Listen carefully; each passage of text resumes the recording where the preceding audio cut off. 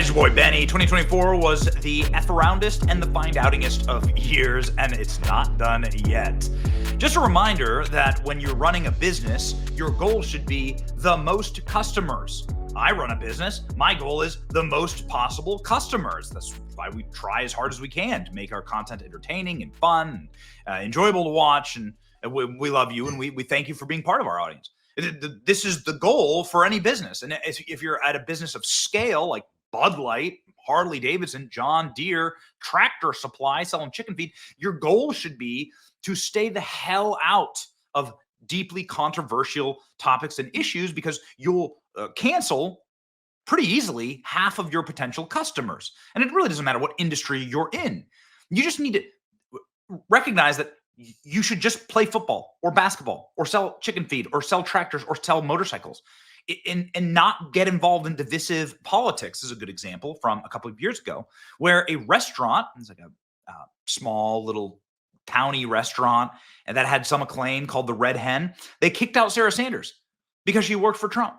They literally ran her out of the restaurant saying, "You work for President Trump, you need to leave." The owner comes up to Sarah Sanders and says, "You got to leave because of who you are, because of who you work for." I thought we were past this in culture. I thought the Civil Rights Act meant that that these kind of things didn't happen anymore. I guess the Civil Rights Act needs to be amended to protect against political discrimination. And quite frankly, if you're running a business, you don't want to discriminate politically. You're going to have to be comfortable with both sides using your product. Like, who cares if somebody is a Democrat, is blue or red, if they're drinking your light beer? It should be irrelevant, because money is green, right? Restaurant that kicked out Sarah Sanders is closing down. The Trump curse is real. Virginia restaurant that kicked out Sarah Sanders, the Red Hen, has now closed. Ooh, baby. It closed, I think, because this is what it looked like after they kicked out Sarah Sanders. Massive protests outside of the business. And there were so much erosion in the customer base that the restaurant actually shuttered. So there you go. And that story is a tale as old as time. Now, moving on to other small town restaurants that decide to engage in idiotic political discrimination. We have a new version of this. Primanati Brothers is a restaurant, bar, pizza place that serves in the Pennsylvania area. Primanati's was a location of a JD Vance campaign stop yesterday.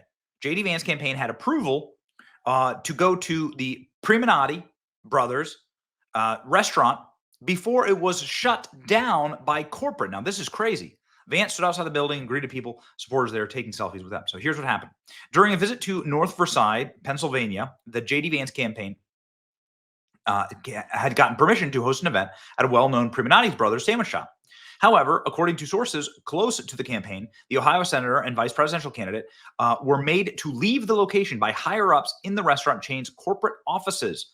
Sources close to the campaign told the Post Millennial that they had approval for the manager of the shop to go in and do a campaign stop and just meet people. This is like commonplace. Why the hell would you? Nobody's bothered by this. It's like JD Vance going in and like buying some people's sandwiches. More than 100 people there waiting for Vance. JD Vance was barred from entering the location. The VP candidate had to stand outside and pay for everyone's food. Here's footage. The manager went outside, told them they need to leave. They will call the police if he comes south.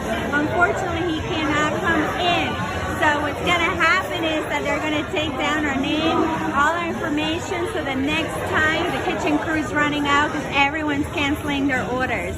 Everyone just canceled all the orders, and we're just paying for what we drink, and then everyone's leaving. But yes, unfortunately, Vance cannot come out of his car, cannot shake our hands, because Primanti Brothers does not want him in here whatsoever. So that is what's happening. That we leave. Yep. We are now banned from Primanti Brothers. Yep. Terrible. So there's the VP. This is as close as we're going to get to him. They will call. Outside the parking lot, we're taking names and phone numbers of everybody who's finished. Absolutely. We paid for everybody's food. We gave him a nice tip. And of course, when I gave him a nice tip, I said, no taxes on tip. God bless you. It's all right. Don't hold it against her. She just got a little nervous, but it's a great local business. Let's keep on supporting it. And most importantly, November 5th or before, go vote. Let's go win this thing. Total class act by this guy, Primanti Brothers. Actually, I've been saying it wrong. JD Vance outside holding court. In there, we paid for everybody's food. We gave him a nice tip. And of course, when I gave him a nice tip, I said, no taxes on tip if you vote for Trump. There you go. Okay, let's continue. After he arrived, everything was fine, but the media showed up and the manager called corporate higher-ups and shut it all down. More than 100 people were at the location waiting for him to come into the restaurant. However, videos of those in attendance said that Vance was not allowed to come into the location. How could you? How? Right? Like in what? Under what laws or what rules are you banning the vice presidential candidate on the leading ticket from entering your restaurant? It's happening all over again. Despite this, they went in and paid for everyone's food and gave him a tip. One person who took footage inside the restaurant, so the manager went outside to tell Vance that he could not come in to the Primanti Brothers, saying it right now, Primanti Brothers, or else police would be called. So we are here at Primanti Brothers in North Versailles to see JD Vance. And Primanti's hates money. They just lost about $2,000 worth of money because they said if Vance gets out of the vehicle that he's in, which is right here, then they will call the police. So this is what authoritarianism looks like. This is what political hatred looks like. JD Vance instead standing outside and greeting people, laughing, taking selfies, smiling. That's what you're supposed to do. Why would you do this? It doesn't make any sense from a business perspective. You're a sandwich shop and a bar. Serve the guy a sandwich. What's the problem with this? You're going to have such massive blowback, and now they're having like a massive. You can't listen. If you're like these kind of small shops, you can't suffer these kind of massive blowbacks. Now nobody is going to go to your restaurant. Primanti's prides itself in being a staple of the Pittsburgh community and proud American business that has hosted sitting presidents, politicians, and political candidates from across the spectrum for over 90 years. Our doors are open to all patrons who wish to dine with us. Okay, so what the hell happened today? Here's what they said. Without any advance notice, today's campaign stop caused some momentary confusion for our staff. However, Senator Vance and his team were welcomed into our restaurant shortly after and engaged with our guests inside and on the property. The Senator Vance's supportive comments that our manager got a little nervous given the Secret Service and police crowd accurately reflect the nature of what occurred, and we're glad that it resolved quickly. I didn't actually see that. Someone's going to have to prove to me that they. Someone's going to have to prove to me that they that this wasn't some level of bias, because the same place hosted Kamala Harris here. Remember, Primanti Bros kicked out their paying customers so that Kamala Harris could bring in a fake audience and staged appearance. Diners tear into Kamala Harris's campaign for kicking them out of Pittsburgh restaurant to bus in their own crowd for a campaign stunt.